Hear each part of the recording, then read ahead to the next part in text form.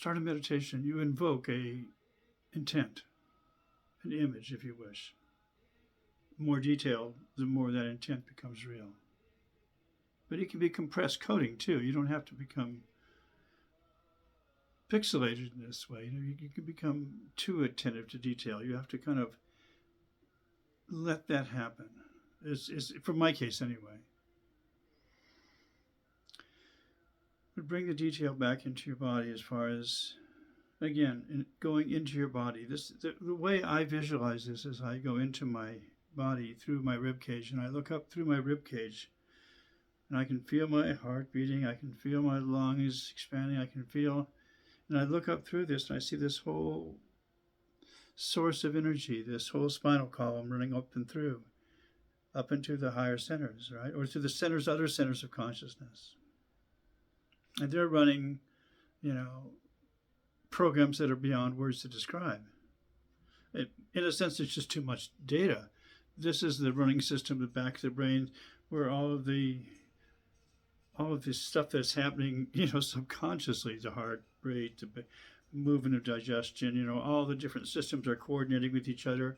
The different glandular systems are talking to each other. All of that's working through some kind of chemical basis to excite the different organs to, all of this is happening on a cellular level. And then on an organ, everything else works on a system level.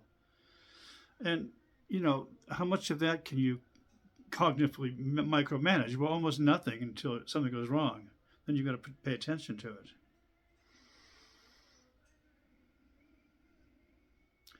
The point is there is a lot of stuff going on at any given moment in these biological, psychological forms that we call ourselves.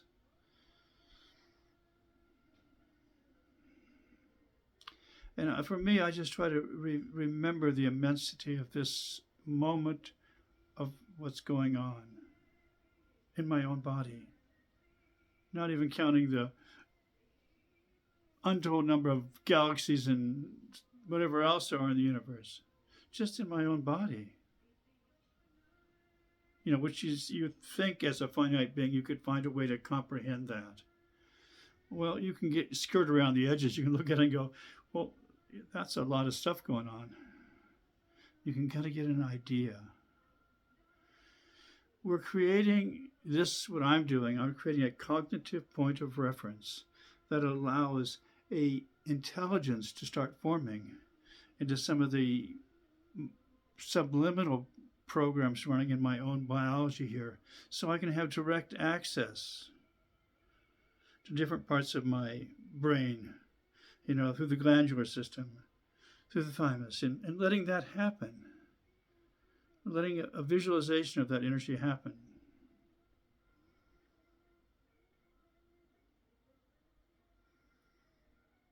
And remember, it's all dependent on the subroutine running at all times, which is the mantra set in the heart of diaphragm basis here. In other words, the breath, heart, has a syncopation going to it. It's continually chanting a mantra. Guru,